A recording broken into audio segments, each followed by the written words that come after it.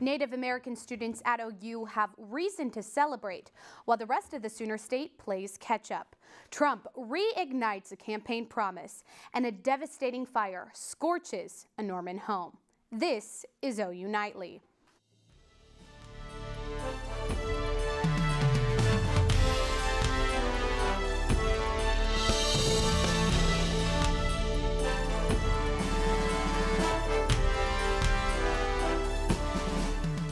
Campus is a little more colorful today. Native people and friends gather on the South Oval for a celebration of OU's third annual Indigenous Peoples Day. And Native American Normanites are celebrating a little harder today. OU Nightly's Rebecca Walters tells us why.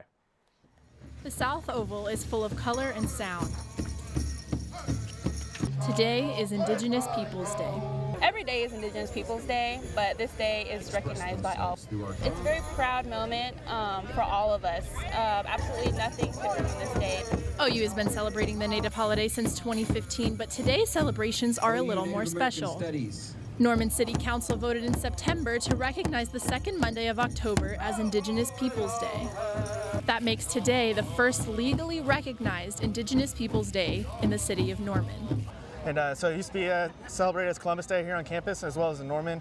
And Norman just changed this year. So it's the first year we'll be celebrating Indigenous Peoples Day here in the city. It's historic for us because, you know, we were able to make those changes 3 years ago, and now being able to celebrate now, and it just keeps getting bigger and better every year. But for Justin Tiger, today is about more than music and culture. You know, Columbus Day has a lot of negative connotations involved with it, and so now we're able to turn that around and celebrate instead of dwelling on such negative things. We're going to keep fighting and until we get Indigenous Peoples Day across the whole country. So there's definitely a lot more that still needs to be done. Rebecca Walters, OU Nightly. Norman is the second city in Oklahoma to recognize Indigenous Peoples Day. It wasn't just the Native American students on campus who celebrated. OU students participated and organized a celebration today. And Shea Smith is here with one of those students to talk about what the city of Norman's decision mean to Native American Sooners. Shea? That's right, Joseph. I'm here with Joya Spotted Bird, the grand entry and dance coordinator for today's event on the South Oval. Joya, thank you so much for joining us. Now, my first question I would like to ask is, how does it feel now that Norman recognizes Indigenous Peoples Day? It feels amazing. You know, Indigenous Peoples Day is a way for us to educate non-natives about our cultures and traditions, to show them that we are still here on this land and we are still thriving. Yes, thank you. What are your thoughts on how OKC has denied the proposal to have Indigenous Peoples Day in Oklahoma City? At first I was a little shocked because, as some people might or might not know, and Native Americans were pushed to what is now the state of Oklahoma, and it was originally known as Indian Territory, and now there are 39 current Native American tribes in Oklahoma, and for them to just not recognize them for Indigenous Peoples Day is just shocking to me. Yes, Oklahoma has a very high Native American population. We're, you know, right in the middle of Indian country, excuse me. What will it take, do you think, for them to change their mind and for Oklahoma City to change from Columbus Day, switch that to Indigenous Peoples Day? I feel like all it will take is just more educating them about our problems, educating them about what we go through as Indigenous people, because all that we can do now is just try and get through to them that way. We can't really resort to violence or anything like that, because that won't really get us anywhere. And do you think that that will take the Native American community to kind of educate these people and let them know, you know, like, hey, we should change this to Indigenous Peoples Day? Or do you think that it's going to just happen within, you know, the Senate, within Congress, within our political leaders? I feel like our political leaders are kind of in their state of mind right now, so if we just educate them about what we go through, what Indigenous Peoples Day means to us, and how it affects us in a way, then it might get through to them as well. Okay, well, thank you so much for joining us. We really appreciate it. Now back to you all in the studio. Thank you, Shea.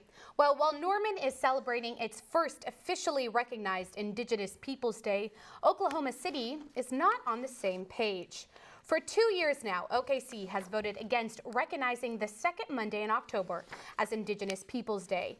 Native Americans marched on OKC City Hall today, calling for city councilmen to change their mind.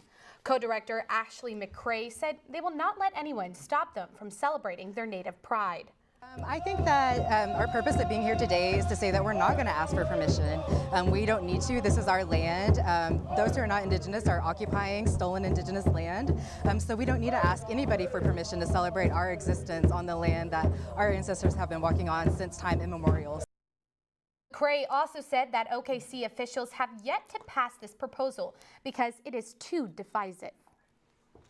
Well, Joe, while it is hot and humid in Norman, Colorado, back home where my parents are from, a cold front is coming in. They showed me pictures of like a blizzard. Yeah, I saw the snow, your dog's playing around. So yep, dogs. Yeah, is that cold front going to make its way here to Oklahoma, Michael? I hope so. Maybe not quite a blizzard, but a cold front. Well, the cold front's already started pushing through, and we do have severe storms right now in southern Kansas, in the southern east portion of Kansas. We do have a severe thunderstorm issued by the National Weather Service. This was going to be issued until 10 p.m. This is for severe activity through the night, which we will probably see some, but this is going to stay to that western northwest portion of Oklahoma. Probably not going to see anything in Norman. This is the severe storm outlook issued by the Storm Prediction Center. And this is our slight risk right here. We might see an isolated tornado or two. Most likely just going to see some strong winds. Maybe some very large hail is possible. But later on I will talk about a severe weather update. And we are getting a major cool down, but I'll let you know how low we will go later on. A low cool down sounds good to me. Well, Abby Green joins us now in Money Matters with an economist who received quite the honor this morning. Abby? And the Nobel Peace Prize goes to Richard Thaler.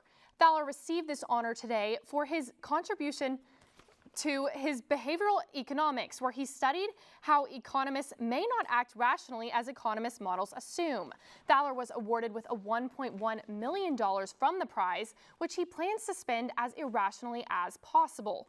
Thaler is on the faculty at the University of Chicago Booth School of Business. He is best known for his book, Nudge. And Tesla shares are falling on a report that the company is having issues with the production of the new Model 3 car. It's reported Tesla is building major proportions of the car by hand. Tesla sales have fallen 2.2%. The firm predicted earlier in a note to clients that the Model 3 production will be slower than expected. And a deal to save the DACA program is diminishing after the White House aggressive list of demands. Now people are wondering what will happen to the more than 700,000 people covered by the program. But the absence of the DACA participants could cost our economy. The Center for American Progress released a study that losing DACA workers could cost the economy around $433 billion. A report from the Partnership for a New American Economy found that over 40% of Fortune 500 companies were founded by immigrants or their children. And that is amazing that those companies, such big companies in the nation, have that. But that population is very big here at OU, so the DACA students. So that story we'll be following here at OU Nightly, and I know that all of us here are very much aware of it. So yeah, thank you so much, Abby. You're welcome. Still ahead on OU Nightly, $1 million house goes up in flames.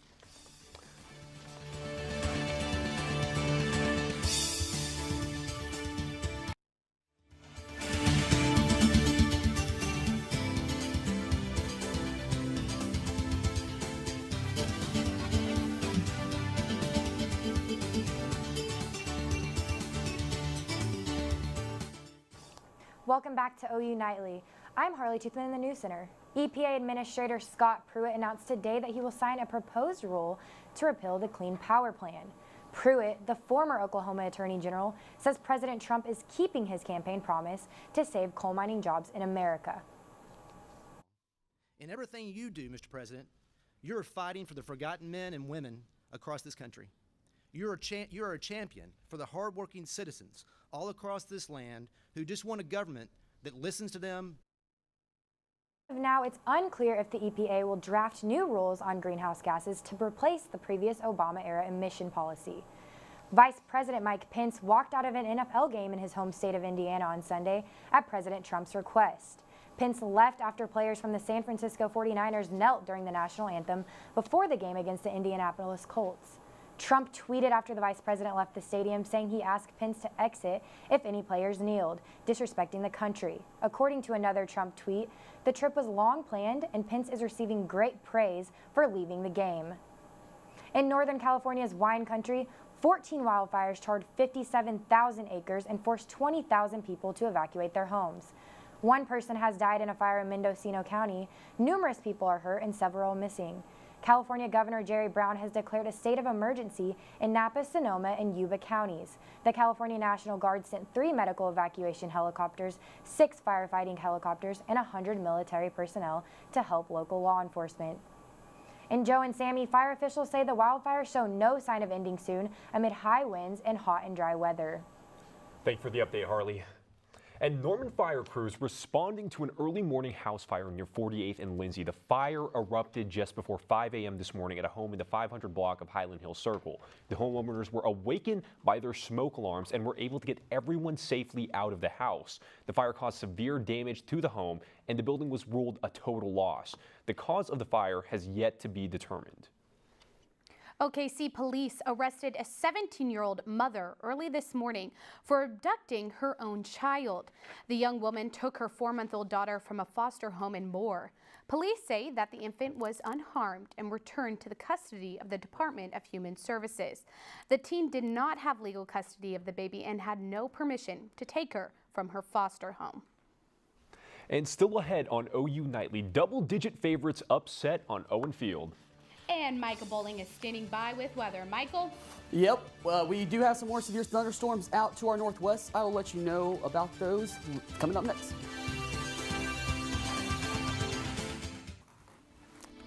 Well, welcome back to OU Nightly. I'm Michael Bohling here with today's forecast. And right now we are looking at residential colleges. It is very calm here in Norman, which is saying something because out to the northwest, it's getting a little bit more busy out there with those severe storms. It is about 80 degrees right now, and that's going to be the highest temperature we see for a few days. I'll get to more on that later on. But you do see the storms tracking off to the northwest. These severe thunderstorm warning is issued until 10 p.m. tonight, and these storms aren't really going to affect us much here in Norman. You'll see us start to go out, and around 8 o'clock-ish is when we might see some of these supercells form that could give us possible tornadoes, maybe slightly earlier than that, actually. But as it goes off to the east, it will just become a cluster of thunderstorms where winds and hail are still definitely a threat with those. And then in the morning, we might see a few showers to our south and east, but probably not in Norman either. And this is associated with this low that's coming in with this cold front, and this cold front is going to give us a big drop in temperatures over the next 2 days. And then this high is going to set in, and that's going to keep everything away from us. We're not going to see any clouds. It's going to be, or just maybe a few clouds. It's going to be pretty nice outside, but it is going to heat up quite a bit, back up to those mid-80s that we have been seeing. So unfortunately, fall is not here to stay this week. And so tomorrow, we are going to be about mid-40s across most of the area. About 45 here in Norman is what I have us getting down to. And then as we look at day plan tomorrow, about 52 degrees at noon. And then we're only going to heat up to about 58, 59 is my high tomorrow. But it's going to be really nice when you're heading home from work tomorrow. The highs is about 59. About 59-degree temperature that I did talk about. And as we look at the 2-day, it's going to be a windy day tomorrow, but we're probably going to be staying in the 50s. And it's still going to be a cool Wednesday. As we work our way into this forecast out, it's going to be about 82 we're going to be heating up to. But we do have a little chance of rain over Saturday night into Sunday with another cold front that's pushing through. All right, well, that sounds good, Michael. Sounds like good weather for OU, Texas. Yeah, but hopefully it would be the 60s at OU, Texas, not the 80s. Well, yeah, unfortunately, we're gonna have to bear that one out in the heat. Hey, Sunscreen. It is what it is. Thank you, Michael. Yeah. Thanks, Michael. The honeymoon period ended in a heartbreaking fashion for Coach Riley and the Sooners. Tori Johnson is standing by with more on this weekend's game. Tori? Yeah, Sammi, Saturday was a disappointing day for Sooner Nation. The Cyclones left the Sooners spinning on their own field, but don't count them out just yet. And Miami Dolphins' former offensive line coach has stepped down after experimenting with some different kind of lines. Hey, don't go anywhere. Sports is right around the corner.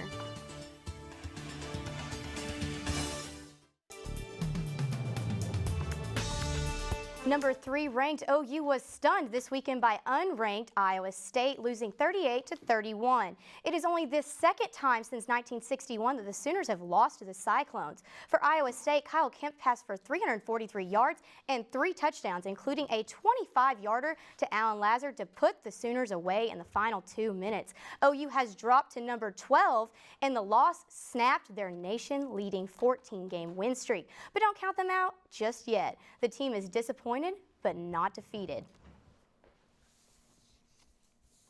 State game, again, echo a lot of the same things I said after the game. Very, very disappointed. We've got a disappointed group, but a very, very hungry group to respond. This game is going to define the rest of our season. We need to win out. So to accomplish the goals that we have for the end of the season. They know it starts with this week. It starts today at practice. We got to go out there, practice hard, execute this weekend, and bounce back. And the biggest thing for us is realizing that we still have it all out in front of us. It's in our own control. It doesn't matter what anybody else does. If we win out and take care of our business, I have all the confidence in the world that we could end up in the playoffs. Don't be too discouraged, Sooner fans. 2 of the last 3 college football national champions have lost to an unranked team at home. And speaking of national champions, OU Brad Dahlke and Blaine Hale will be on Sooner Sports Pad tonight. Reagan Ledbetter is in studio now. Hey, Reagan. Thanks, Tori. We have a terrific Sports Pad show tonight, kicking off OU Texas Week with our favorite memories of the Red River Showdown. And yes, the national champ golfers are in the house too. And for the first time this fall, we are live on Fox Sports Oklahoma. And of course, you can catch the replay right here on OU TV tomorrow at 5 after our newscast. Tori? Thanks so much, Reagan. Be sure to tune in tonight at 7:30. And Sunday, the Cowboys and the Green Bay Packers put on a down-to-the-wire show for a sold-out crowd at AT&T Stadium. It was Aaron Rodgers and the Packers who overcame a 21-12 deficit at the half to beat the boys 35-31. Rodgers finished with 221 yards and no interceptions, throwing for 3 touchdowns. The Cowboys are now on a 2-game losing streak, but will have a break from play this week to get themselves back in check before heading to San Francisco for a matchup with the 49ers. And Sunday was just a painful day for the NFL. The Houston Texans star defensive lineman J.J. Watt is out for the rest of the season. Watt left the first quarter of the Texan game against the Kansas City Chiefs with a leg injury. He was unable to walk off the field on his own. It was later announced he has a tibial plateau fracture and will miss the remainder of the season.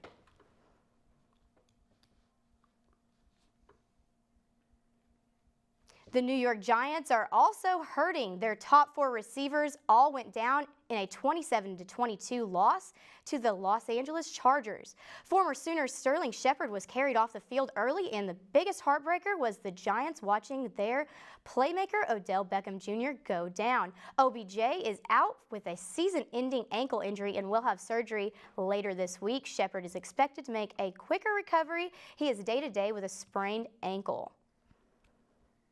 And from the gridiron to the diamond, the MLB playoffs are underway. The Astros are now leading the Red Sox 5-4, Nationals at the Cubs. Each club is fighting for a series lead, currently locked up at 0-0. And in the current inning, this evening, the Indians will try to put away the Yankees in New York, and the Dodgers are bringing their brooms to the desert as they look to sweep the Diamondbacks. And this Monday's moron, or really this month's moron, may really be is a Miami Dolphins coach, Chris Forrester. Forrester is an offensive line coach, but those aren't the only lines he's familiar with. He took a video of himself doing 3 lines of a white substance, he says, before a team meeting. The video was leaked by a stripper he sent the video to. He has since resigned from the team and issued an apology. I don't think there's any going back from that. I don't think so. All right, well, thank you, Tori. Still to come on OU Nightly, a couple receives their class rings decades later. And 2 rings came full circle, literally and figuratively. A Kentucky couple was reunited with their class rings decades later, thanks to a complete stranger. The couple was puzzled with how the rings ended up in a stranger's hands hundreds of miles away, but in the end, they are just glad to finally have them back.